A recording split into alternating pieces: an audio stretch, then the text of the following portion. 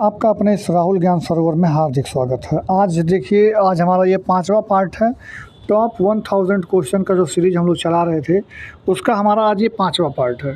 पिछले 4 वीडियो में हमने लगभग 800 क्वेश्चंस कंप्लीट कर लिए हैं।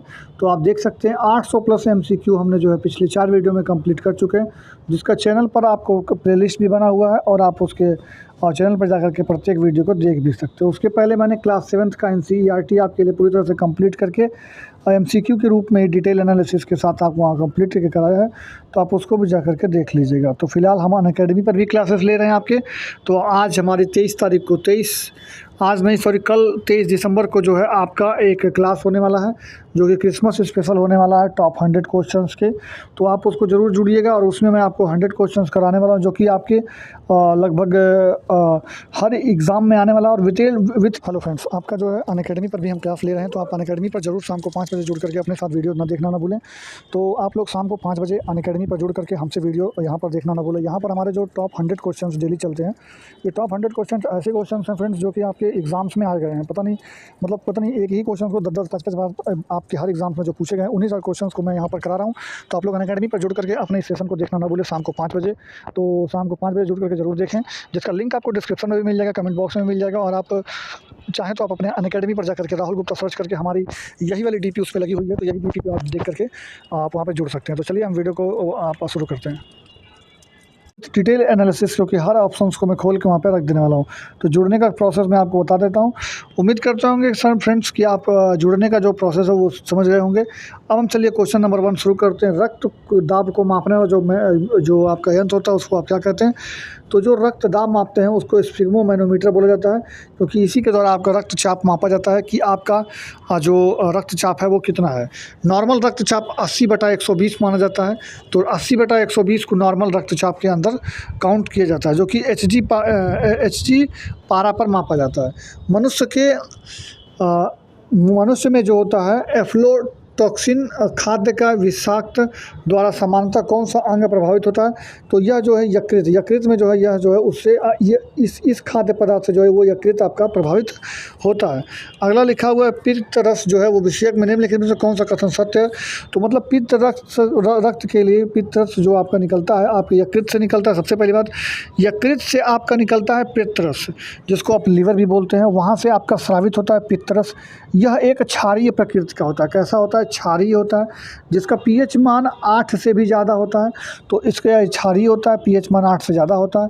इसका काम क्या होता है? ये काम करता है जो आपका वसा होता है ना, वसा, तो वसा में जो होता है वो क्या करता है? उसका पायसीकरण करता है। पायसीकरण वो करता है। वसा का क्या करता है? पायसीकरण करता है।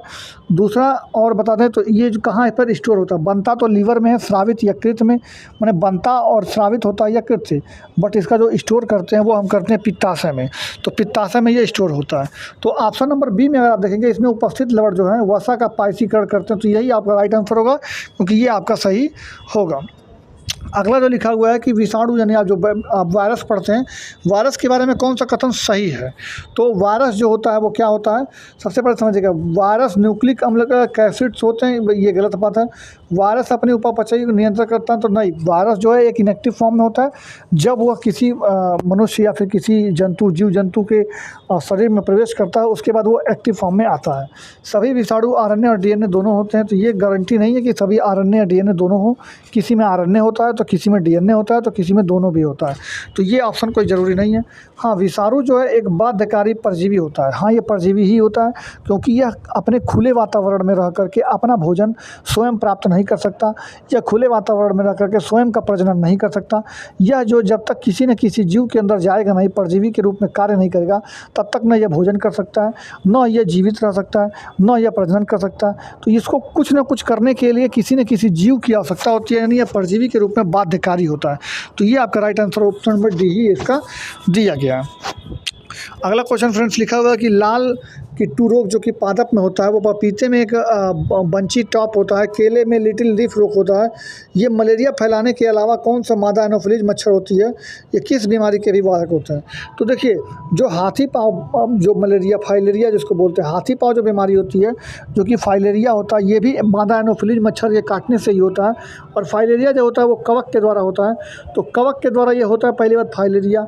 इसको फैलाने का काम जो है मादा एनोफिलीज मच्छर ही करती है, जो कि आपको ये मलेरिया रोग भी फैलाती है। उसके साथ ही साथ ये लाल किट्टू रोग, पपीते में बंची टॉप, केले में लिटिल लीफ रोग भी यही मच्छर करता है। तो ये सारी चीज़ें आपकी जो कि आपको समझ में आई गई होंगी। अब मैं अगला क्वेश्चन पे चलता हूँ आपके फ्रेंड्स। ये रहा कि डेंगू एक प्रकार का बुखार है जो उत्पन्न होता है एक दूसरे के मनुष्य में पहुँचता है। तो देखिए डेंगू एक प्रकार का वायरस होता है। तो डेंगू वायरस है, मादा एडीज मच्छर द्वारा ये फैलता है। तो यही आपका राइट आंसर यहाँ पर दिया गया है। जबकि बैक्टीरिया तो ये होता नहीं है और मादा एस्क्यूलिस मच्छर भी नहीं होता है। फंगस ये होता नहीं है मादा एडीज मच्छर से। मतलब ये माने आपका ऑप्शन नंबर जो है वायरस होता है और मादा एडीज मच्छर भी होता है। अगला लिखा हुआ है कि हिपेरिन जो रक्त परिसंचरण तंत्र में रक्त को थक्का जमाव से रोकता है, उसका निर्माण कहाँ होता है? तो देखिए जो बेसोफिल होता है आपके रक्त के अंदर, जो WBC होता है, WBC के अंदर आपके बहुत सारे टाइप्स ऑफ ब्लड होते हैं, जिसमें आपका मोनोफिल होता है, बेसोफिल होता है, लिम्फोसाइट होता है। तो ये सारे जो होते हैं उसमें से जो आपका बेसोफिल होता है वहाँ पर आपका बनता है हिपेरिन, जो कि आपको ब्लड जो है वो आपके ब्लड जो है आपके रक्त वाहिकाओं में, मतलब जो नसें होती हैं उनके अंदर जमने से उसको रोकता है। अगला देखा है कि निम्नलिखित में से कौन सा जोड़ा सही सुमेलित है? तो सही सुमेलित जोड़ा आपको समझ, देखिए स्कर्वी का लिखा हुआ थायमिन। थायमिन होता है B1 को बोलते हैं थायमिन, जो कि बेरी रोग के कारण होता है। तो ये ऑप्शन आपका बिल्कुल गलत है। अगला देखते हैं ट्यूबरक्लोसिस जो होता है वो ATS से नहीं होता। ट्यूबरक्लोसिस जो होता है वो बैक्टीरिया से फैलता है और ये आपका TB रोग होता है। टिटनेस जो होता है वो BCG का टीका नहीं लगता है। BCG का टीका जो है वो आपको TB में लगता है, यानी जो ऊपर ट्यूबरक्लोसिस लिखा हुआ है उसमें टीका लगता है BCG का। तो मलेरिया जो है वो क्लोरोक्विनिन जो होता है, ये आपका सही आंसर है। जो मलेरिया की दवा है वो क्लोरोक्विनिन से ही निकलती है। अगला जो है फ्रेंड्स यहाँ पर लिखा हुआ है कि निम्नलिखित में से कौन सा वैज्ञानिक या चिकित्सा पहली बार टीकाकरण की शुरुआत की थी? तो पहली बार टीका जो है वो एडवर्ड जेनर ने किया था, जिन्होंने चेचक का टीका हम लोग सबसे पहले पाए थे। मतलब चेचक का टीका इन्होंने सबसे पहले दिया था, जो कि एडवर्ड जेनर ने सबसे पहला टीकाकरण किया था। अगला लिखा है फ्रेंड्स कि निम्नलिखित में से आप कथनों पर विचार कीजिए। लिखा है इसमें क्वेश्चन आपके, आबादी में प्रत्येक व्यक्ति जो है स्वाइन फ्लू के रूप में एक संवेद परपोषी होता है। इसको थोड़ा सा मैं जो मतलब वो कर देता हूँ, क्योंकि जो है यहाँ पर आपका वो सॉरी ये पूरा अच्छे से दिख नहीं रहा है। तो ये आप देख सकते हैं फ्रेंड्स। तो इसका शायद इसका पूरा क्वेश्चंस नहीं आ पाया यहाँ पे, तो ये जो है ये आपका हो नहीं पाएगा, क्योंकि ये पूरा क्वेश्चन जो इसमें आ नहीं पाया। चलिए तो मैं आपको यहाँ से करता हूँ। देखिए भारत में जन्मे प्रत्येक 200 शिशुओं में अतिसार से कितना जो है मतलब जो है जो अतिसार से मर जाते हैं, मतलब 200 प्रत्येक 200 में से एक बच्चा जो है वो अतिसार से मर जाता है भारत में जन्म। वो किसकी वजह से होता है? तो फ्रेंड्स ये आपका जो रोटा वायरस होता है, ये रोटा वायरस के कारण जो है ये रोग फैलता है। तो रोटा वायरस के कारण जो होता है वो प्रत्येक 200 में से एक बच्चा अतिसार के कारण मर जाता है। यहाँ पे लिखा हुआ है कि निम्नलिखित में से प्रतिरक्षा प्रणाली की पहली पंक्ति में जो होता है वो कौन होता है? तो जो आपका प्रतिरक्षा प्रणाली जो होता है कहाँ पाया जाता है? देखिए तो जो आप निम्न में से किस प्रतिरक्षा को पहली पंक्ति रक्षा कहा जाता है? तो जो जन्मजात प्रतिरक्षा होता है इसको प्रतिरक्षा का पहली पंक्ति कहा जाता है। अगला लिखा है कि जो आंतों का रोग होता है उसको निदान करने के लिए उसमें से किसका उपयोग करते हैं? जो आंत होता है, आंत के अंदर अगर मान लीजिए आपके कोई रोग हो गया तो उसको कैसे आप ठीक करेंगे? तो उसके लिए आपको एक्स किरण का इस्तेमाल करना पड़ता है। अगला लिखा हुआ है एस्पिरिन जो होता है वो क्या होती है? तो एस्पिरिन जो होती है वो एंटीपायरेटिक एक प्रकार की दवा होती है। तो ये आपको याद रखना पड़ेगा। अगला फ्रेंड्स लिखा हुआ है निम्नलिखित में से प्रतिजैविक औषधि कौन सी होती है? तो जो प्रतिजैविक औषधि होती है इसमें से कोई नहीं, क्योंकि इसमें से आपको कोई नहीं लिखा गया है। ये सारे के सारे प्रतिजैविक औषधि नहीं है, जबकि प्रतिजैविक यानी एंटीबायोटिक औषधि होती है वो आपकी पेनिसिलिन जो होती है वो आपकी एक प्रतिजैविक औषधि होती है। अगला लिखा हुआ है फ्रेंड्स यहाँ पर निम्नलिखित में से कौन सा निम्नलिखित में से किसका प्रयोग लोगों का सीधे तौर पर उपचार करने के लिए उपयोग नहीं किया जाता है? तो देखिए एंटीबायोटिक्स का आप इस्तेमाल करते हैं जब आपको कोई बीमारी होती है, कोई जब रोग होता है तो आप दवाओं के रूप में एंटीबायोटिक्स का इस्तेमाल करते हैं, और एंटीसेप्टिक का भी इस्तेमाल मतलब एंटीसेप्टिक का भी इस्तेमाल करते हैं, मलेरिया रोधी दवाओं का भी इस्तेमाल करते हैं, लेकिन कीटाणु का आप डायरेक्ट नाश नहीं करते। मतलब आप अगर कीटाणुनाशक का इस्तेमाल आप अपने किसी भी रोगों के उपचार में डायरेक्ट नहीं करते हैं। ये लिखा है कोरोना वायरस जो आपका दिया हुआ है। तो कोरोना वायरस जो बीमारी है उससे संबंधित कौन सा है? तो संबंधित जो होता है A और B दोनों है, यमी ARS भी है और यस ARS भी है। तो दोनों जो है वो कोरोना वायरस से संबंधित बीमारी है। अगला लिखा हुआ है निम्नलिखित में से जोड़ों का सुमेल देखिए। तो देखिए निमोनिया जो होता है वो आपके फेफड़े के अंदर ही होता है। तो ये बात एकदम राइट है, क्योंकि निमोनिया जो होता है आपके फेफड़े के अंदर होता है। यह एक प्रकार का आपका मतलब एक तरह से एलर्जिक बीमारी होती है निमोनिया, जो कि बच्चों में ज़्यादातर पाई जाती है। मोतियाबिंद जो होता है वो आपके आँख में पाया जाता है, जिसमें आपके जो वाइट कलर का जो भाग होता है उसमें हाँ, तो फ्रेंड्स यहाँ पे देखिए मोतियाबिंद जो होता है वो आँखों में पाया जाता है, यानी मोतियाबिंद का जो बीमारी होता है वो आँखों में पाया जाता है, ना कि थायराइड ग्रंथि में। तो जो ये मोतियाबिंद की जो बीमारी होती है फ्रेंड्स, ये मोतियाबिंद आपके जो है आँखों में पाया जाता है। तो इसमें जो सफ़ेद भाग, जो आपका काले कलर का भाग होता है, उस पे गंदगी यानी जो है वाइट कलर के पार्टिकल्स आ जाते हैं, जिसके कारण आपको दिखाई देना बंद हो जाता है, जिसको आप इसके ऑपरेशन द्वारा आप ठीक करा सकते हैं। जो थायराइड में ग्रंथि होती है, थायराइड ग्रंथि में जो है आप आयोडीन की कमी से थायराइड जो होता है इसका जो है घेंघा रोग हो जाता है यहाँ पर आपके थायराइड ग्रंथि में। जबकि पीलिया जो होता है वो यकृत की बीमारी होती है, जब आपके बिलिरुबिन जो हार्मोन, बिलिरुबिन जो मतलब पिगमेंट होता है वो जब आपके ज़्यादा बन जाता है तो ये पीलिया कलर की बीमारी पीलिया बीमारी हो जाती है, जो कि आपकी यकृत से संबंधित बीमारी है। आँख से जो बीमारी जो है वो आपके रेटिनॉल से, विटामिन ए की कमी से होती है, जिसको जीरोप्थेल्मिया भी बोलते हैं या रतौंधी भी बोलते हैं। तो मधुमेह जो होता है ये आपके बीटा सेल्स से, अगर आपका मधुमेह रोग तब होता है जब आपका बीटा सेल से इंसुलिन का जो स्रावन जो होता है वो बराबर नहीं हो पाता है, तो मधुमेह रोग हो जाता है, जो कि आपके बीटा सेल से निकलने वाला होता है। तो इसमें यकृत का कोई काम नहीं है, इसमें अग्नाशय का बीटा सेल का यूज करते हैं। तो इस हिसाब से तो आपका जो है option number A he right answer होगा, क्योंकि यही आपका एकदम करेक्ट मैच कर रहा था कि निमोनिया जो आपका वो फेफड़े से संबंधित रोग होता है। अगला लिखा हुआ है कि जो टीकाकरण की परिकल्पना किसने दी, तो अभी को मैं बताता है कि एडवर्ड जेनर ने आपका चेचक का सबसे पहला टीका दिया था। तो इसकी परिकल्पना जो है वो एडवर्ड जेनर ने दिया था। तो ये बात आपका राइट आंसर हो जाएगा। तो फ्रेंड्स इसमें बता दूं तो अलेक्जेंडर फ्लेमिंग जो होगा, जिसकी परिकल्पना जो है अलेक्जेंडर फ्लेमिंग ने दिया था, लेकिन उसका टीका जो सबसे पहले खोज किया था वो एडवर्ड जेनर ने किया था। तो ये आपका राइट आंसर बी हो जाएगा। अगला लिखा हुआ है फ्रेंड्स इसमें कि निम्नलिखित में से कौन सा मनोवैज्ञानिक दवा नहीं है। मतलब मनोवैज्ञानिक यानी जैसे आपका अगर मतलब कोई साइकोलॉजिकल प्रॉब्लम है तो उसकी दवा नहीं है। तो ये जो है आपका पेनिसिलिन जो होता है ये साइकोलॉजिकल दवा नहीं है, यानी मनोवैज्ञानिक दवा नहीं है, यह एक प्रकार का आपका एंटीबायोटिक दवा है। जबकि ये सारे जो हैं, ये मॉर्फिन हो गया, कोकेन हो गया, हीरोइन हो गया, सारे के सारे मनोवैज्ञानिक दवा यानी साइकोलॉजिकल दवा है। अगला लिखा है संक्रामक रोगों में सामान्य वाहक कौन सा होता है, तो चींटी, मक्खी और उसके साथ ही साथ आपके जो भी होते हैं सारे के सारे होते हैं, तो ये सब सामान्य वाहक हैं। तो आप देख सकते हैं, तो चींटी, मक्खी जो है, ये तो मक्खी जो होगा आपका राइट आंसर यहाँ पर हो जाएगा। सामान्य रोगों में संक्रामक रोगों में सामान्य वाहक जो होते हैं वो मक्खी जो होती है आपकी होती है। अगला लिखा हुआ है, हाँ तो फ्रेंड्स इसमें लिखा हुआ क्वेश्चन नंबर अगला कि निम्नलिखित में से कौन सा आनुवांशिक रोगों में यौन संबंधित रोग जो होता है वो होता है। तो जो हीमोफीलिया जो है वो यौन संबंधित रोग आपका होता है। मतलब आनुवांशिक रोगों का जो है ये रोग होता है जो हीमोफीलिया होता है। इसमें क्या होता है कि आपके जो माता पिता से भी आपके रोग आपके तक पहुंच जाता है। तो ये प्रकार का एक आनुवांशिक रोग होता है, बाकी सारे जो है रोग आनुवांशिक नहीं है। अगला लिखा हुआ है निम्नलिखित में से कौन सा कीमोथेरेपी क्या है। तो कीमोथेरेपी में क्या होता है, उपचार के लिए रसायनों का हम लोग प्रयोग करते हैं, इसी को कीमोथेरेपी बोलते हैं, जिसको कैंसर में इस्तेमाल किया जाता है। लिखा है अगला क्वेश्चन कि थैलीसीमिया एक अनुवांशिक रोग होता है जो कि प्रभावित करता है। तो ये जो है वो रक्त को प्रभावित करता है। थैलीसीमिया जो होता है यह एक अनुवांशिक रोग होता है। आंत ज्वर जो होता है फ्रेंड्स से लिखा है कि किस रोग में मानव शरीर के कौन सा अंग प्रभावित होता है। आंत ज्वर जो होता है वो आपके आंत ही इफेक्ट करता है, जिसको आप टाइफाइड भी बोलते हैं। इसी आंत ज्वर का दूसरा नाम टाइफाइड होता है, जो कि आपकी आंत को इफेक्ट करता है। अगला लिखा है बीसीजी का वैक्सीन जो है इस्तेमाल करने के रोकथाम का किसने दिया। तो बीसीजी का जो वैक्सीन होता है वो क्षय रोग यानी इसको टीबी रोग भी बोलते हैं, ट्यूबरकुलोसिस रोग भी बोलते हैं।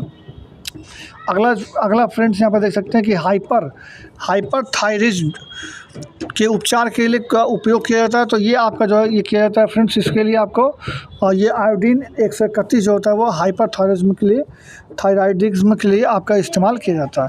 क्योंकि आप देख सकते हैं कि फ्रेंड्स इसमें भी आपका थायराइड आ रहा है और यहाँ पर आयोडीन का जो है कमी से आपका थायराइड रोग होता है, तो इसलिए आप आयोडीन 131 आंसर कर सकते हैं। फिर यहाँ पर लिखा है सिस्टिटिस एक प्रकार का जो है संक्रमण रोग होता है। यह किसके द्वारा होता है, तो मूत्राशय के संबंधित रोग होता है। अगला लिखा हुआ फ्रेंड्स इसमें कि पीलिया जो होता है यह एक संक्रामक रोग होता है, जो कि किसके कारण होता है। तो पीलिया जो होता है वो जल के कारण आपका होता है, मतलब दूषित जल के कारण जो है पीलिया रोग आपके शरीर में होता है, जिससे इफेक्टेड जो होता है वो अपना यकृत होता है। और शरीर में लौह की कमी से होने वाला जो रोग होता है वो अल्प रक्तता होता है, नहीं जो इसमें एनीमिया हो जाता है, इसको अंग्रेजी में एनीमिया बोलते हैं, हिंदी में अल्प रक्तता बोलते हैं, इसमें खून की कमी हो जाती है। अगला लिखा हुआ है कि एंट अमीबा हिस्टोलिका एक संक्रामक अवस्था होती है, यह जो है पायरेटिक पुटी के द्वारा होती है।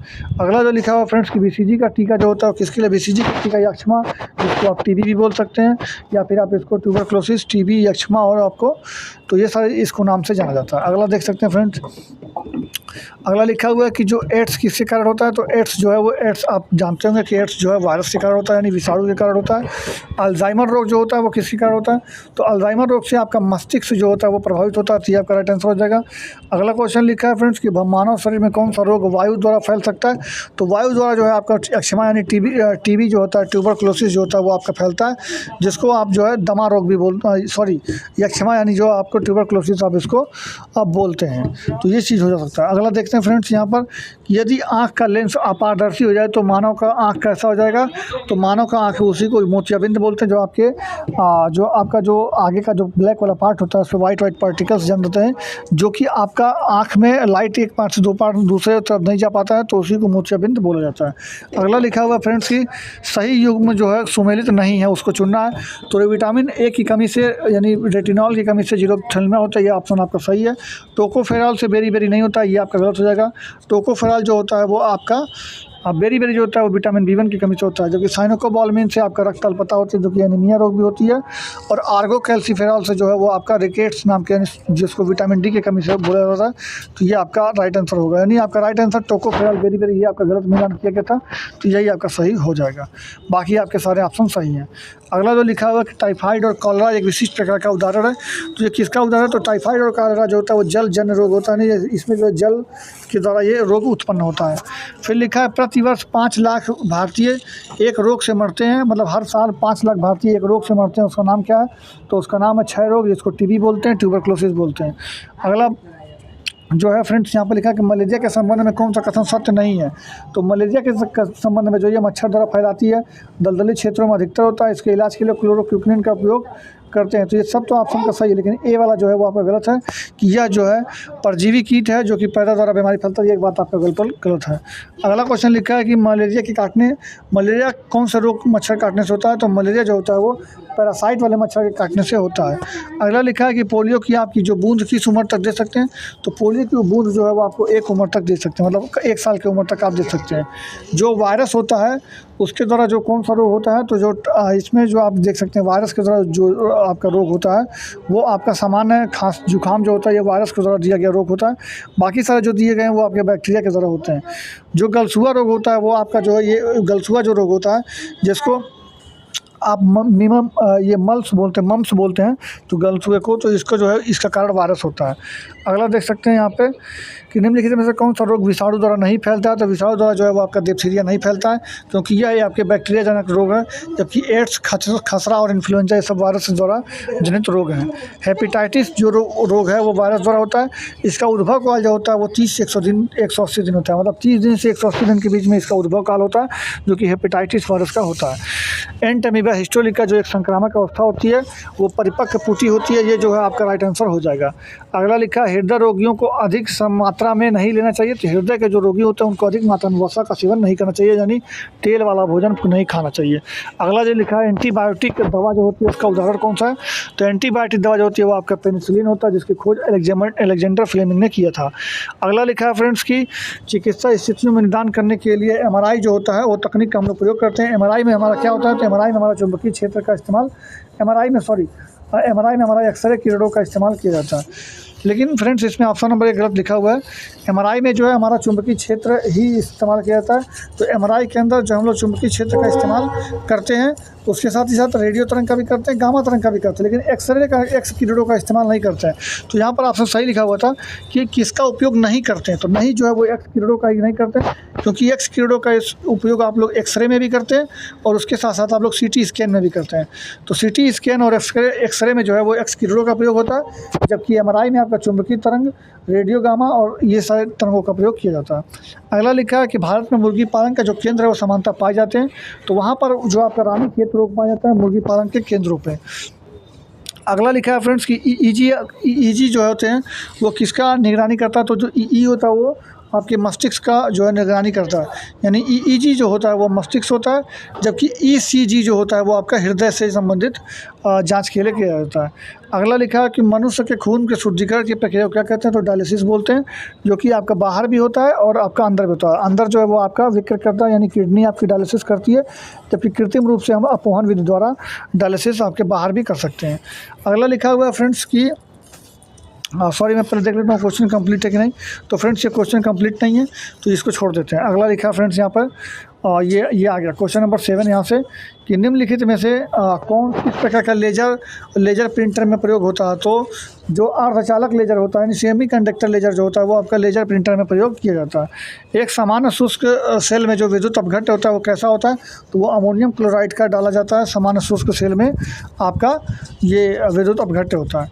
फिर लिखा है निम्नलिखित में से कौन सा ऊष्मीय प्रभाव के आधारित पर नहीं है, मतलब ऊष्मीय प्रभाव पर आधारित नहीं है। तो विद्युत प्रेस जो है वो ऊष्मा प्रभाव तो होता है, क्योंकि आप इसमें गर्म करके ही प्रेस को जो है कपड़े को इस्त्री करते हैं। विद्युत हीटर भी आप इसमें से ऊष्मा लेते हैं, और फिलामेंट विद्युत बल्ब में भी आप देखेंगे तो ऊष्मा बाहर निकलती है। लेकिन ट्यूबलाइट में कोई ऊष्मा बाहर नहीं निकलती, यानी इसको आप ट्यूबलाइट को छुएंगे तो आपको कोई गर्मी महसूस नहीं होगी। अगला लिखा है फ्रेंड्स कि उपकरण वो जो ईंधन रासायनिक ऊर्जा को सीधी विद्युत ऊर्जा में बदल देता है, उसको कौन सा बोलते हैं, तो उसको बोलते हैं फ्रेंड्स आपका ये गैल्वेनिक सेल और उसके साथ ईंधन सेल। इन दोनों सेलों को क्या बोलते हैं, ऑप्शन नंबर डी जो होगा इसको बोलेंगे। जो रासायनिक ऊर्जा को सीधे सीधे विद्युत ऊर्जा में बदलता है तो उस सेल को बोलते हैं गैल्वेनिक सेल और उसके साथ साथ ईंधन सेल। हेलो फ्रेंड्स, आपका जो है अनअकैडमी पर भी हम क्लास ले रहे हैं, तो आप अनअकैडमी पर जरूर शाम को 5 बजे जुड़ करके अपने साथ वीडियो ना देखना ना भूलें। तो आप लोग शाम को 5 बजे अनअकैडमी पर जुड़ करके हमसे वीडियो यहाँ पर देखना ना भूलें। यहाँ पर हमारे जो टॉप 100 क्वेश्चंस डेली चलते हैं, ये टॉप 100 क्वेश्चंस ऐसे क्वेश्चंस हैं फ्रेंड्स जो कि आपके एग्जाम्स में आ गए हैं। पता नहीं एक ही क्वेश्चन को 10-10 5-5 बार आपके हर एग्जाम्स में जो पूछे गए हैं उन्हीं सारे क्वेश्चन को मैं यहाँ पर करा रहा हूँ। तो आप लोग अनअकैडमी पर जुड़ करके अपने इस सेशन को देखना ना भूलें शाम को 5 बजे। तो शाम को 5 बजे जुड़ करके जरूर देखें, जिसका लिंक आपको डिस्क्रिप्शन में भी मिल जाएगा, कमेंट बॉक्स में मिल जाएगा। और आप चाहें तो आप अपने अनअकैडमी पर जाकर के राहुल गुप्ता सर्च करके हमारी यही वाली डीपी उस पर लगी हुई है, तो यही डीपी पे आप देख करके आप वहाँ पे जुड़ सकते हैं। तो चलिए हम वीडियो को आप शुरू करते हैं। हाँ तो स्टूडेंट्स, आपका अगला क्वेश्चन ये है कि डायनामो जो होता है वो क्या होता है। तो डायनामो जो होता है फ्रेंड्स वो यांत्रिक ऊर्जा को विद्युत ऊर्जा में परिवर्तित करता है, उसको बोलते हैं डायनामो। और जो विद्युत ऊर्जा को यांत्रिक ऊर्जा में परिवर्तित करता है उसको बोलते हैं विद्युत मोटर। तो ये दोनों आपको जानना था। बाकी मैं फ्रेंड्स अगला क्वेश्चन आप कह रहे थे कि टरबाइन जो होता है, टरबाइन और डायनामो से बिजली प्राप्त करती है, इसको हम क्या करते हैं। तो देखिए, तो क्या होता है, जब मैकेनिकल ऊर्जा होता है ना उसको हम लोग विद्युत ऊर्जा में बदलते हैं, यानी ये जो आपका ऑप्शन नंबर सी है वही आपका राइट आंसर होगा। अगला क्वेश्चन है निम्नलिखित में से कौन सा सबसे अधिक सुचालक पदार्थ होता है। तो चांदी जो होता है वो सबसे ज़्यादा सुचालक पदार्थ होता है, उष्मा का भी और विद्युत का भी। जबकि यहाँ पर लिखा है 1 कूलाम आवेश जो है वो 6 वोल्ट की बैटरी से गुजारने पर किया गया कार्य। तो W बराबर होता है V बराबर होता है W अपान में Q। तो यहाँ पर किया गया कार्य पूछा है, यानी W पूछा है, V आपको दिया है 6 और Q दिया है 1। तो 6 का गुणा 1 में करेंगे तो 6 × 1 यानी आपका आ जाएगा 6। तो 6 जूल आपका जो है राइट आंसर हो जाएगा। तो आपका ऑप्शन नंबर बी, आपका ऑप्शन नंबर सी आपका राइट आंसर हो जाएगा। तो इसको आप निकालने का फार्मूला ऑप्शन नंबर सी आपका राइट आंसर होगा। फार्मूला होता है V बराबर W अपान में Q, जहाँ पे आपको सिर्फ मान रखना था आपका आंसर आ जाता। एक कंडक्टर का प्रतिरोध सीधे अनुपातिक होता है। जो प्रतिरोध होता है वो आपके लंबाई का सीधे अनुपातिक होता है, जबकि तो ये आपका जबकि क्रॉस सेक्शन एरिया का जो होता है वो व्युत्क्रमानुपातिक होता है, सीधे अनुपातिक नहीं होता है। तो ये आपका राइट आंसर ए हो जाएगा। लिखा है यदि आप 60 वाट का एक इलेक्ट्रिक बल्ब है जो कि 5 घंटा आप रोज़ प्रयोग करते हैं और 30 दिन में आपकी कितनी यूनिट बिजली। तो देखिए किलोवाट घंटा से आप निकाल सकते हैं कि आप ये कितनी यूनिट बिजली खपत हो रही है। तो किलोवाट घंटा के सबसे पहले आपका 60 वाट है, इसका आप गुणा करेंगे 5 से, तो 6 × 5 = 30, यानी डेली 300 वाट जल रहा है और 30 दिन तक जलेगा। तो 30 गुणा में 300 करेंगे जब आप, तो 3 तरीका 9000 किलोवाट आ जाएगा। तो 9 किलोवाट घंटा यानी 9 यूनिट आपकी बिजली जलेगी। तो आप यहाँ से आपका राइट आंसर ये हो जाएगा। यानी आप इसका गुणा और इसका सबका आपस में गुणा करेंगे तो आएगा 9000। और जब आप 9000 आ जाएगा, यानी आप इसको जब 1000 से भाग दे देंगे तो आप अगर 9 आ जाएगा, तो 9 आपका राइट आंसर हो जाएगा। तो अगला चलते हैं फ्रेंड्स। लिखा है कि सप्लाई लाइन में शक्ति को उच्च वोल्टता पर स्थानांतरित किया जाता है। तो जो होता है वो शक्ति क्षय को न्यूनतम करने के लिए जो है वो उच्च वोल्टता पर आपका जो है स्थानांतरित किया जाता है। यानी जब हाई वोल्टेज रहेगा तो जब वोल्ट हाई रहेगा तो इलेक्ट्रिसिटी भी हाई आपकी पहुंचेगी। तो इसलिए जो है आपका इसके लिए ही उच्च वोल्टता का इस्तेमाल किया जाता है। अगला क्वेश्चन लिखा है कि फ्रेंड्स जब एक विद्युत उपकरण का जब स्विच बंद कर दिया जाता है तो डिस्कनेक्शन हो जाता है, तो उसको क्या बोलते हैं। इसको बोलते हैं लाइव वायर। तो जो डिस्कनेक्ट हो जाता है उसको लाइव वायर बोलते हैं, तो लाइव वायर को ही डिस्कनेक्ट किया जाता है।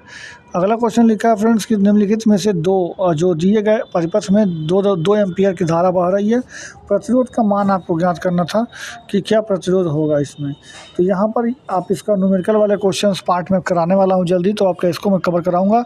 इसमें 2 जो है आपका एक तरह से यूज किया जाएगा, क्योंकि यहाँ पर देखिए आप सीरीज में है तो 2 + R ओम यहाँ पर पूरा टोटल R हो जाएगा, और आपका V दिया हुआ है तो V बराबर IR होता है, तो V बराबर हो गया I × R। तो आप V की जगह पे आप रखेंगे 6 और I की जगह पे आपको नहीं पता है, सॉरी R की जगह पे आपको नहीं पता, तो I का मान आपको यहाँ पर जो है 2 एम्पियर दिया हुआ था, तो V बराबर I × R की जगह पे 2 + R लिखेंगे। तो कुल यहाँ से हल करेंगे तो आपका यहाँ पर A आपका निकल करके आ जाएगा। अगला आप बताते हैं फ्रेंड्स, यहाँ पर लिखा है कि तप्त तार अमीटरों का प्रयोग किया जाता है किसके मापन के लिए, जो तप्त तार अमीटर होते हैं उसका किसके लिए किया जाता है। तो AC और DC दोनों का आप इसमें प्रयोग कर सकते हैं। मतलब अमीटर का जो मापन होता है वो विद्युत धारा का होता है, और इसके लिए आप AC और DC दोनों का भी इसमें विद्युत धारा प्रयोग कर सकते हैं। एक फ्यूज तार जो होती है उसकी क्षमता निर्भर नहीं करती है, तो जो उसकी क्षमता होती है वो फ्यूज तार के लंबाई पर निर्भर नहीं करती है। तो इसका ऑप्शन हम जो है आपका ए राइट आंसर है कि उसकी जो है लंबाई पर निर्भर नहीं करती है। मतलब फ्यूज तार कितना बड़ा है इससे कोई लेना देना नहीं है, तो इसलिए उसकी लंबाई पर निर्भर नहीं होगा। अगला क्वेश्चन लिखा है कि तापमान बढ़ाने पर धातु विद्युत चालकता घटती है, तो ये कौन सा होता है। तो तापमान बढ़ाने पर इलेक्ट्रॉनों की जो ऊर्जा होती है वो बढ़ जाती है, इसलिए उसकी जो धातु की जो चालकता होती है वो जो होता है वो घट जाती है। अगला क्वेश्चन लिखा है ओम मीटर किसका मात्रक होता है। तो ओम मीटर जो होता है वो प्रतिरोधकता का मात्रक होता है, तो ये आपका राइट आंसर हो जाएगा। जबकि प्रतिरोध जो होता है वो ओम का मात्रक होता है, और चालकता जो होती चालकत्व जो होता है, आवेश जो होता है वो कूलाम का मात्रक होता है। ठीक है, यहाँ पर लिखा हुआ है फ्रेंड्स कि एक तार की लंबाई दोगुनी कर दी जाए तो उसकी प्रतिरोध की लंबाई कैसी हो जाएगी। तो उसकी प्रतिरोध की लंबाई भी दोगुनी हो जाती है। अगला क्वेश्चन लिखा है फ्रेंड्स कि ये आपका न्यूमेरिकल है, मैं आपको न्यूमेरिकल वाले सीरीज में कराऊंगा। अगला वाला लिखा है गर्म करने पर एक अर्धचालक का प्रतिरोध जो होता है वो हमेशा क्या होता है। जब आप किसी चीज़ को गर्म करते हैं तो उसका अर्धचालक का प्रतिरोध जो होता है क्या होता है, घट जाता है। देखिए, अगर अर्धचालक को गर्म करेंगे तो उसका प्रतिरोध घट जाएगा, लेकिन अगर आप चालक को गर्म करेंगे तो उसका प्रतिरोध जो है वो बढ़ जाता है।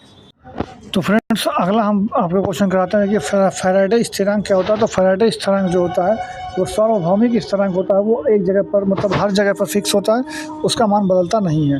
अगला जो लिखा है फ्रेंड्स यहाँ पर क्वेश्चन नंबर ये लिखा हुआ है कि उस एक युक्ति है जो कि विद्युत परिपथ में रक्षण का उपयोग करती है।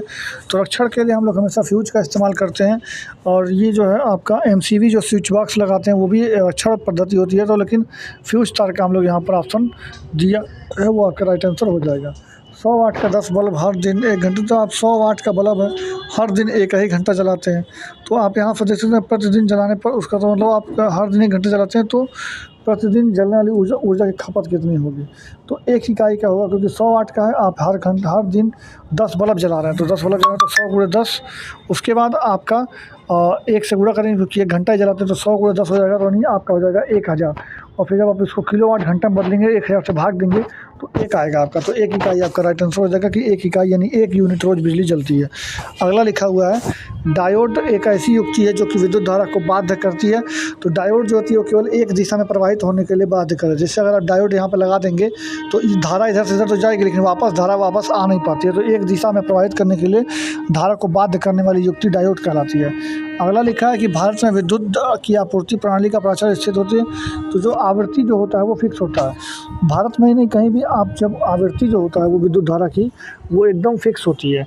आवृत्ति में कोई भी परिवर्तन नहीं किया जाता, जबकि विद्युत शक्ति प्रवाह वोल्टेज बदलता रहता है, बट आवृत्ति जो होता है वो फिक्स रखती है। अगला लिखा हुआ है फ्रेंड्स यहाँ पर, अगले क्वेश्चन पर चलते हैं। देखिए यहाँ पर अगला क्वेश्चन आ गया कि विद्युत परिपथ में फ्यूज तार का प्रयोग किया जाता है। तो वो किस लिए किया जाता है। तो विद्युत परिपथ में जो फ्यूज तार होता है उसको अत्यधिक उच्च जो विद्युत हो उसको परिपथ से गुजरने से रोकने के लिए, जैसे आप फ्यूज तार लगा देंगे तो अत्यधिक अगर धारा अगर आपकी परिपथ में आ भी जाएगी तो फ्यूज तुरंत जल जाता है, जिससे सर्किट आपकी बंद हो जाती है। तो जो आपकी सर्किट जो होती है वो बच जाती है, यानी उच्च विद्युत को रोकने के लिए जो है, जब अतिभार को रोकने के लिए जो है विद्युत फ्यूज का हम लोग इस्तेमाल करते हैं। अगला लिखा है निम्नलिखित में से विद्युत का सर्वोत्तम चालक कौन सा है। तो सर्वोत्तम चालक जो होता है वो चांदी होता है आपका, जो कि ऑप्शन में कहीं दिया नहीं था, तो ये आपका राइट आंसर ई हो जाएगा, चांदी आंसर होगा। AC को DC में रूपांतरित जो करता है उस युक्ति को क्या कहते हैं। जो AC को DC में बदलता है उसे दिष्टकारी बोलते हैं, दिष्टकारी बोलते हैं AC को DC में बदलने वाले को। तो फ्रेंड्स जो एसी को डीसी में बदलता है उसको हम लोग डिस्टकारी बोलते हैं। इसको हम लोग अंग्रेजी में रेक्टिफायर बोलते हैं।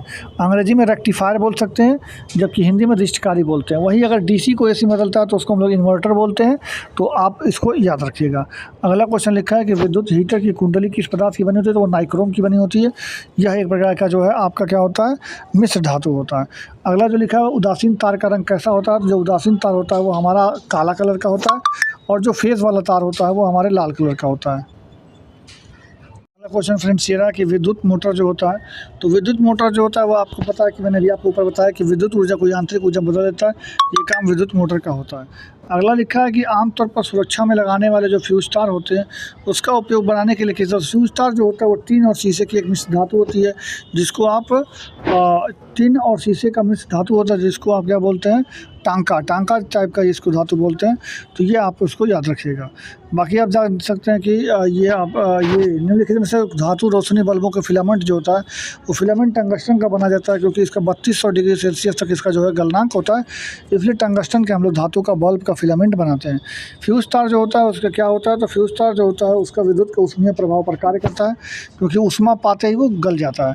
अगला लिखा है कि बिजली की खपत बिल को मापने वाला जो होता है वो क्या होता है, तो उसको हम जो बोलते हैं किलोवाट घंटा होता है, जिसको आप यूनिट भी बोलते हैं, जिसको आप वाट भी बोल सकते हैं। तो मापन का आधार जो होता है वाट होता है।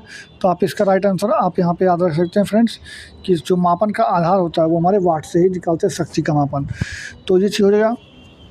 अब अगला हम फ्रेंड्स आपके स्क्रीन पर बात करते हैं यहाँ पर कि अतिचालक जो होता है उसका क्या लक्षण होता है। जो अतिचालक होते हैं फ्रेंड्स वो अनंत पारगम्यता वाले होते हैं, उनका कोई लिमिटेशन नहीं होता, पारगम्यता का वो अनंत होते हैं, अतिचालक वाले लक्षण होते हैं। पंखे की रफ्तार जो होती है फ्रेंड्स वो वोल्टेज पर निर्भर करती है। जितना वोल्टेज बढ़ाएंगे उतना ही पंखे की रफ्तार बढ़ेगी, जितना वोल्टेज घटाएंगे उतना ही पंखे की रफ्तार कम होगी।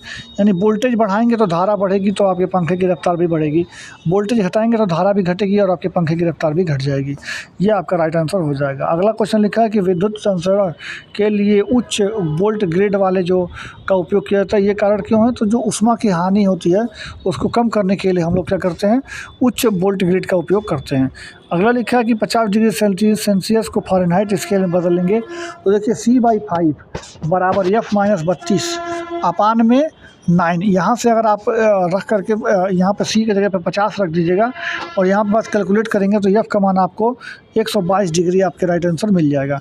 तो ये आप यहाँ से निकाल सकते हैं। बाकी ऊंचे स्थानों पर जो हमारा पानी का 100 डिग्री से मतलब लिखा है कि ऊंचे स्थान पर पानी जो होता है वो 100 डिग्री से कम तापमान पर खौलने लगता है, क्योंकि जो आपका ऊंचे स्थान पर वायुमंडलीय दाब होता है जो वो कम हो जाता है। तो वायुमंडलीय दाब जो कम हो जाता है इसलिए उसका क्वथनांक भी क्या हो जाता है, कम हो जाता है। अगला जो लिखा हुआ है फ्रेंड्स यहाँ पर लिखा है कि वाष्प से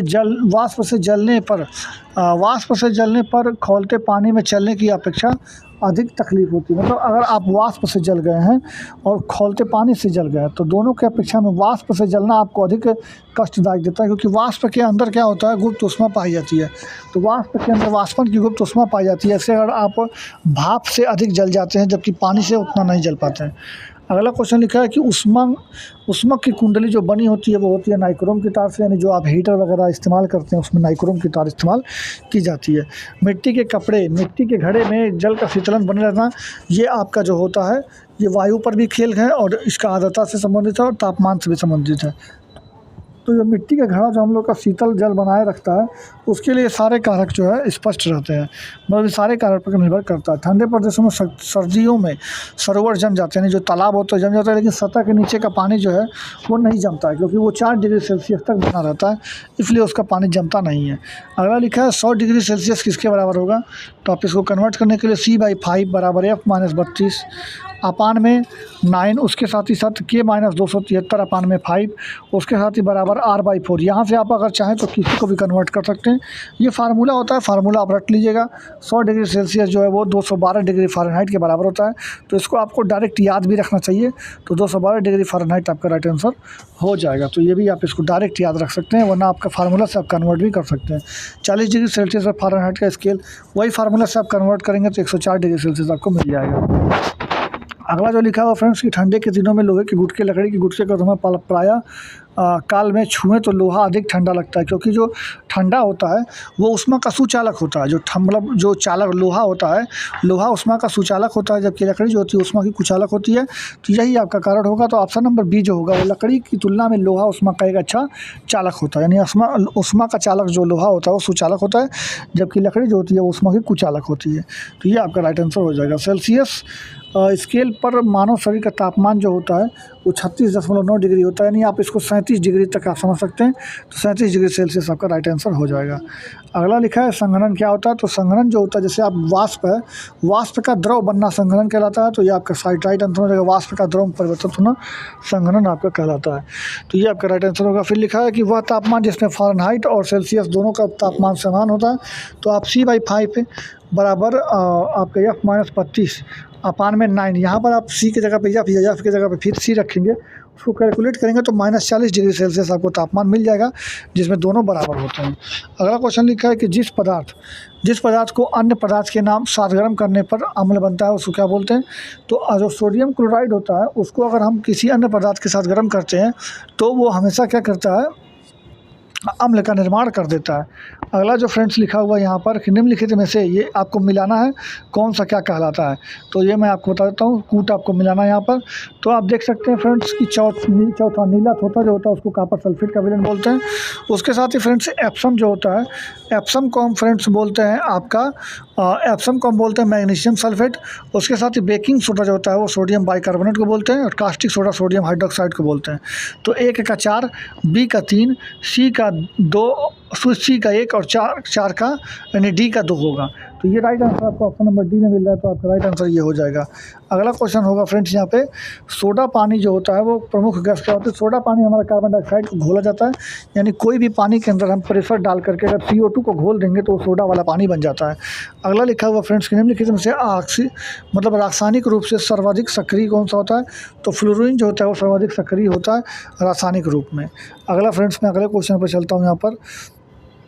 ये देखिएगा, निम्नलिखित में से कौन सा कथन गलत है। तो जो गलत कथन है उसको छांटना है। तो गलत कथन देखेंगे तो मिश्रण जो होता है वो धातु के गुणों को सुधारने की मदद करता है। तो बात तो सही है, क्योंकि जो धातु में गुण नहीं पाए जाते हैं अगर आप उसको मिश्रित करके बनाएंगे तो वो वाले गुण आप में उपस्थित हो जाते हैं। मिश्रण जो होता है वो आपका 2 या 2 से अधिक धातुओं के विषमांगी मिश्रण होते हैं। ये बात गलत है, विषमांगी नहीं होता। एक परसेंटेज जो होता है वो फिक्स होता है। तो यही आपका राइट आंसर हो जाएगा, क्योंकि ये बात गलत दिया हुआ है।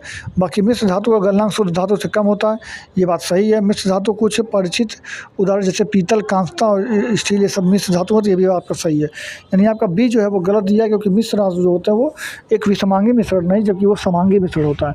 समांगी बोले तो उसका जो अनुपात होता है मिलाने का वो एक बराबर अनुपात में मिलाया जाता है। ठीक है। बाकी अगला क्वेश्चन लिखा है फ्रेंड्स कि साबुन जो है ग्रीस को हटाता है, क्यों। क्योंकि वो जो है पाइसीकरण कर देता है। साबुन जो है वो ग्रीस का पाइसीकरण करके उसको हटा देता है। अगला लिखा है कि निम्नलिखित में से पदार्थ साबुन बनाने के लिए उपयोग करते हैं। तो वनस्पति तेल, जिसको आप ग्लिसरॉल भी बोलते हैं, ग्लिसरॉल लिखा हो या वनस्पति तेल लिखा हो तो इसको आप जो है इस्तेमाल कर सकते हैं साबुन बनाने के लिए। जबकि लिखा है जल के द्रव्यमान में हाइड्रोजन और ऑक्सीजन के अणुओं की संख्या।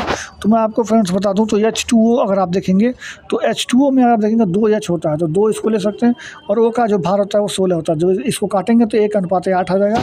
तो आपका राइट आंसर आपका 8:1, यानी आपको 1:8 वही वाला राइट आंसर आपको मिल जाएगा।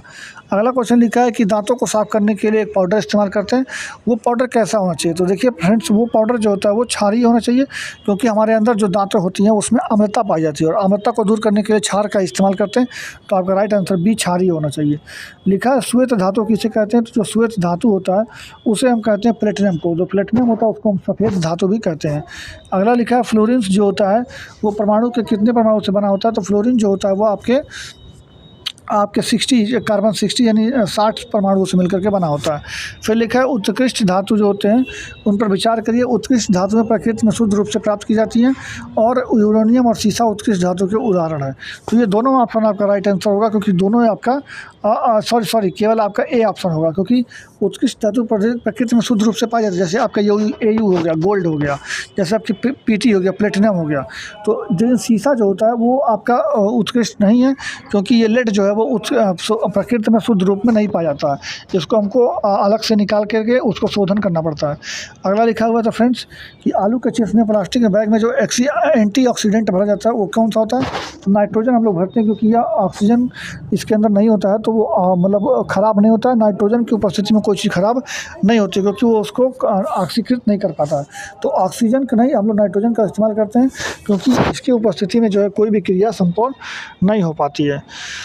अगला लिखा है फ्रेंड्स कि कार्बन मोनोऑक्साइड जो है वायु को प्रदूषित करने में, सांस लेने में खतरनाक है, क्योंकि जो कार्बन मोनोऑक्साइड होता है वो हीमोग्लोबिन में आसानी से घुल जाता है और खूनों को ब्लॉक कर देता है। तो यही कारण से जो है ये इसका आपका इस्तेमाल जो है आपका मतलब एक तरह से हानिकारक होता है। जो CO जो होता है हीमोग्लोबिन के साथ संयोजन कर लेता है। ये आपका राइट आंसर हो जाएगा। अमलगम जो होता है, अमलगम जो बोले तो अमलगम जो है उसमें पारा का मिश्र धातु होता है। मतलब आप किसी भी चीज़ में अगर पारा आप मिला देंगे Hg, किसी भी चीज़ में आप अगर Hg पारा मिला देंगे तो आपका अमलगम बन जाता है। अक्रिस्टलीय जो आपका कार्बन होता है उसका शुद्धतम रूप जो होता है वो अस्थि चारकोल जो होता है वो अक्रिस्टलीय शुद्धतम रूप होता है। अगला फ्रेंड्स आपकी स्क्रीन पर है कि निम्नलिखित में से पीतल के घटक कौन सा है। तो पीतल में जो होता है वो जिंक होता है और आपका कापर होता है, यानी आपका ऑप्शन नंबर ए आपका राइट आंसर हो जाएगा। अगला लिखा हुआ है फ्रेंड्स कि निम्नलिखित में से कौन किस रासायनिक घटक पटाखा फूटने से लाल रंग दिखा। तो लाल रंग जो होता है वो स्ट्रोंटियम से निकलता है, जबकि बेरियम से होता है वो हरा रंग निकलता है। तो हरा रंग बेरियम से निकलता है, जबकि लाल रंग जो होता है वो स्ट्रोंटियम से मिलता है।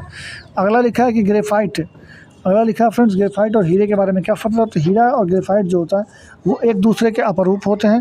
ये जो है आपका राइट आंसर होगा। तो वो देखिए ये एक दूसरे के रासायनिक प्रतिक्रिया से गुजर सकते हैं, यानी मतलब अपरूप होते हैं, तो वे एक दूसरे के समान रासायनिक प्रक्रियाओं से गुजर सकते हैं, तो ये अपरूप होते हैं। जबकि अगला क्वेश्चन लिखा है कि धातु और अधातु दोनों एक जैसा व्यवहार कर धातु और अधातु दोनों के जैसा व्यवहार करने वाला जो तत्व होता है उसको क्या बोलते हैं। तो बोरान होता है। जो बोरान होता है वो धातु और अधातु दोनों का गुण रखने वाला एक तत्व होता है। भारी जल जो होता है उसको D2O बोलते हैं, जिसको ड्यूटेरियम ऑक्साइड बोलते हैं। अगला लिखा हुआ है फ्रेंड्स आपका स्क्रीन पर साधारण पेंसिल में कौन सा प्रयोग, साधारण पेंसिल में आपका ग्रेफाइट का उपयोग किया जाता है, जो कि एक कावरकण का अपरूप होता है। जिस धातु क्रम प्रक्रिया के अंतर्गत धातु मिश्रित अवस्था में पाई जाती है उसको क्या कहते हैं। तो वो जो प्रगलन कहते हैं। तो जिस धातु क्रम में हम लोग मिश्रित धातु को जो है वो अवस्था में पाया, मतलब मिश्र धातु जो उसको गला देते हैं तो उसको प्रगलन अवस्था में, प्रगलन में वह पाई जाती है। अनबुझा चूना जिसको बोलते हैं CaO होता है, इसको अनबुझा चूना बोलते हैं। इसमें जब हम जल मिला देते हैं तो बुझा चूना बन जाता है, जो कि आपका ये बनता है। यानी जब ये होता है अनबुझा चूना, यानी बिना बुझा चूना, जब इसमें जल डाल देते हैं तो आपका ये बन जाता है जिसको बुझा चूना कहते हैं। तो ऑप्शन नंबर ए आपका राइट आंसर हो जाएगा।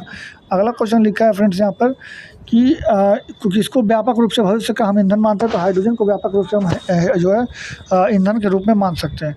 अगला लिखे हैं कि पृथ्वी पर उपलब्ध समुद्री जो जल है उस समुद्री और महासागर में कितना % है।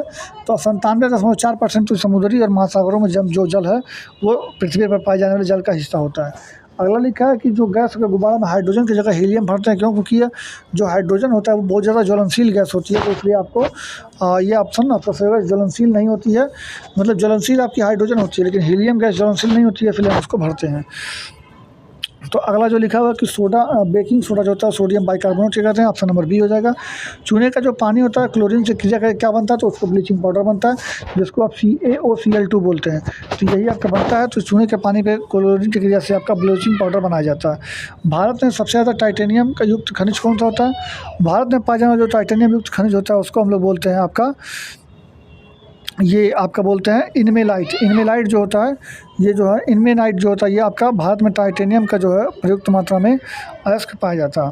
निम्नलिखित में से सबसे कम गलनांक वाला, निम्नलिखित में से किसका गलनांक सबसे उच्च है। तो सबसे उच्च गलनांक जो होता है वो बोरान का होता है, इसका गलनांक बहुत ही उच्च है।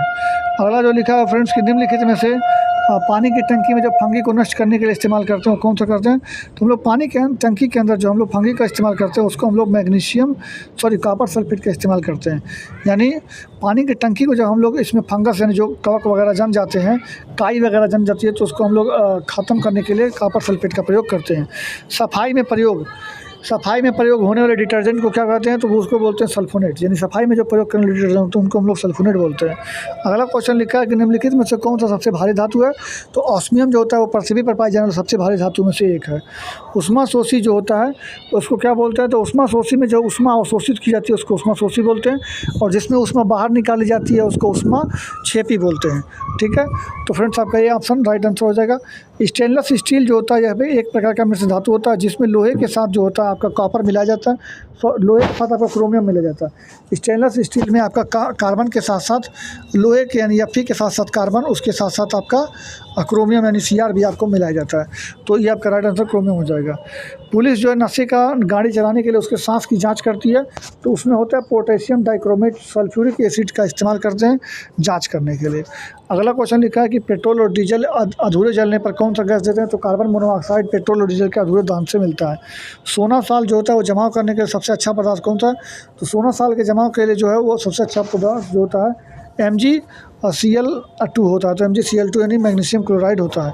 अगला फ्रेंड्स लिखा है कि निम्नलिखित में से नाभिक में शून्य स्पिन होता है, मतलब किसके नाभिक में शून्य स्पिन होता है? तो जो हीलियम होता है उसके नाभिक में शून्य स्पिन होता है, क्योंकि जो है इसमें आपके न्यूट्रॉन की उपस्थिति जो है एक होती है। मतलब आपकी जो है हीलियम जो होता है उसमें नाभिक में शून्य स्पिन होता है, क्योंकि यह एक प्रकार का आखिरी गैस के तौर पे होता है। निम्नलिखित में से कौन सा यौगिक धात्विक और फेरोमेट्रिक है? मतलब वो यौगिक धात्विक भी होना चाहिए और फेरोमेट्रिक भी होना चाहिए। तो उसका ऑप्शन नंबर आप यहाँ पे देख सकते हैं, जो आपका CrO2 जो लिखा हुआ है क्रोमियम ऑक्साइड, ये आपका धात्विक भी है और फेरोमेट्रिक भी है। तो ये आपका राइट आंसर हो जाएगा। अगला जो लिखा है 55 नंबर में, निम्नलिखित में से मतलब वाले भाग की तरफ आकर्षित करने के लिए निम्नलिखित से कौन सा एक अलौह धात्विक तत्व है? तो अलौह धात्विक तत्व जो है इसमें से कोई नहीं है, क्योंकि जो है ये सारे के सारे लौह धात्विक तत्व हैं। टिन, कोबाल्ट, निकिल, मैग्नीशियम सब लौह धात्विक तत्व हैं, अलौह धात्विक ये सब नहीं है। अगला जो लिखा है फ्रेंड्स, उस धातु की पहचान करिए जो प्रकृति में अविषैला है, मतलब विषैला नहीं है। तो सोना जो है वो अविषैला, जबकि क्रोमियम, कैडमियम और कोबाल्ट सारे विषैले धातु होते हैं। अगला क्वेश्चन लिखा है 57 नंबर में, निम्नलिखित में से कौन सा अम्ल ऑक्सीजन नहीं है? मतलब किस अम्ल में ऑक्सीजन नहीं है? तो जो आपका ये हाइड्रोक्लोरिक अम्ल होता है जिसमें HCl होता है, तो इसमें कहीं भी O आपको नहीं दिख रहा है, तो इसलिए यही आपका राइट आंसर हो जाएगा। पीतल में जो होता है वो फ्रेंड्स क्या होता है? तो पीतल में आपका तांबा और जिंक दोनों होता है, तो ये आपका राइट आंसर हो जाएगा। अगला लिखा है हेयर की जो प्रक्रिया होती है, हेयर की प्रक्रिया में अमोनिया का निर्माण में निकाय में क्या किया जाता है? तो बंद निकाय होता है। मतलब हेयर प्रक्रिया में जब अमोनिया का निर्माण करते हैं तो यह एक प्रकार का बंद प्रक्रिया होता है।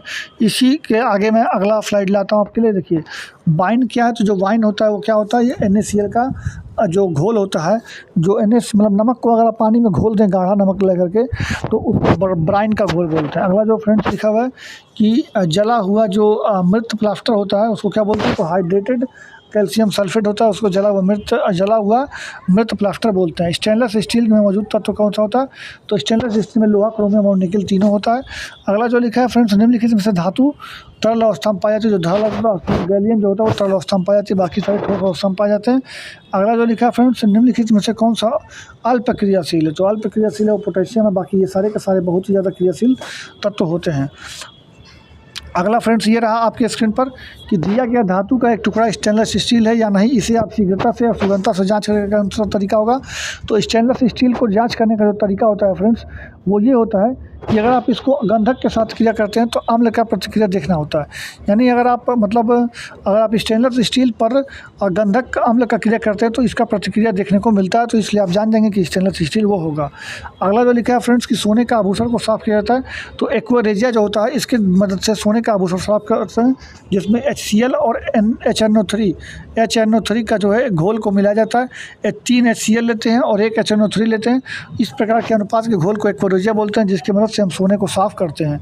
अगला लिखा है समाचार पत्र में लपेटे गए भोजन से संदूषित होने के कारण जो होता है वो शीशा होता है, क्योंकि जो उस कागज़ को बनाते हैं उसमें शीशा का प्रयोग किया जाता है। लहसुन का जो तीक्ष्ण गंध होता है वो किसके कारण होता है? तो वो सल्फर के कारण होता है। अगला फ्रेंड्स लिखा है कि जहाज़ में जो हम पेंदे में मैग्नीशियम खंड जमा जाते हैं जहाज़ को बचाने के लिए करते हैं, तो जो जहाज़ होता है उसको जल और लवणों के प्रभाव से बचाने के लिए करते हैं, क्योंकि जो आपका समुद्र जो होता है वो उसमें NaCl यानी जो उससे पानी होता है उसमें NaCl की मात्रा होती है, उसके साथ ही साथ खारा जल होता है। तो इससे बचाने के लिए हम जहाज़ की पेंदी को हम लोग मैग्नीशियम के पाउडर से, मतलब मैग्नीशियम से एक तरह से उसके परत जमा देते हैं उस पर। और जो प्याज होता है उसमें जो हमारी आँखों को लगता है वो हमारा जो है सल्फाइड होता है। प्याज के अंदर जो सल्फाइड का गुण होता है इसी के कारण प्याज हमारी आँखों में लगते हैं। इस क्वेश्चन के साथ जो है आपकी ये सीरीज थी उसका ये लास्ट पार्ट था, जो कि 5वां पार्ट था जो आपकी कंप्लीट होता। अब हमारा जो 1000 कंप्लीट क्वेश्चन MCQ हो चुका है, जो कि आपकी वीडियो इसके मिल चुकी है इस पर आपको। तो उम्मीद करते हैं आपको ये वीडियो आपको अच्छा लगा होगा, क्योंकि मैंने 5 पार्ट में आपको 1000 MCQ करा दिया है। तो तो फ्रेंड्स इसी तरह से आप हमसे जुड़ करके पढ़ते रहिएगा। चैनल को सब्सक्राइब करके बेल आइकन दबा लीजिएगा और पाँचों पार्ट अगर आपने न देखा हो तो प्लेलिस्ट में जाकर के आप चैनल के प्लेलिस्ट में आपको 5 पार्ट के वीडियो मिल जाएंगे, आप वहाँ से जाकर के देख लीजिए। और साथ ही साथ हमारे साथ अनअकैडमी पर जुड़ कर भी पढ़ लीजिएगा। तो अनअकैडमी पर कैसे जुड़ना है उसके लिए मैं आपको वीडियो यहाँ पर बता देता हूँ। हेलो फ्रेंड्स, आपका जो है अनअकैडमी पर भी हम क्लास ले रहे हैं, तो आप अनअकैडमी पर जरूर शाम को 5 बजे जुड़ करके अपने साथ वीडियो ना देखना ना भूलें। तो आप लोग शाम को 5 बजे अनअकैडमी पर जुड़ करके हमसे वीडियो यहाँ पर देखना ना भूलें। यहाँ पर हमारे जो टॉप 100 क्वेश्चंस डेली चलते हैं, ये टॉप 100 क्वेश्चंस ऐसे क्वेश्चंस हैं फ्रेंड्स जो कि आपके एग्जाम्स में आ गए हैं। पता नहीं एक ही क्वेश्चन को 10-10 5-5 बार आपके हर एग्जाम्स में जो पूछे गए हैं, उन्हीं सारे क्वेश्चन को मैं यहाँ पर करा रहा हूँ। तो आप लोग अनअकैडमी पर जुड़ करके अपने इस सेशन को देखना ना भूलें शाम को 5 बजे। तो शाम को 5 बजे जुड़ करके जरूर देखें, जिसका लिंक आपको डिस्क्रिप्शन में भी मिल जाएगा, कमेंट बॉक्स में मिल जाएगा। और आप चाहें तो आप अपने अनअकैडमी पर जाकर के राहुल गुप्ता सर्च करके हमारी यही वाली डीपी उस पर लगी हुई है, तो यही डीपी पे आप देख करके आप वहाँ पे जुड़ सकते हैं। तो चलिए हम वीडियो को आप शुरू करते हैं।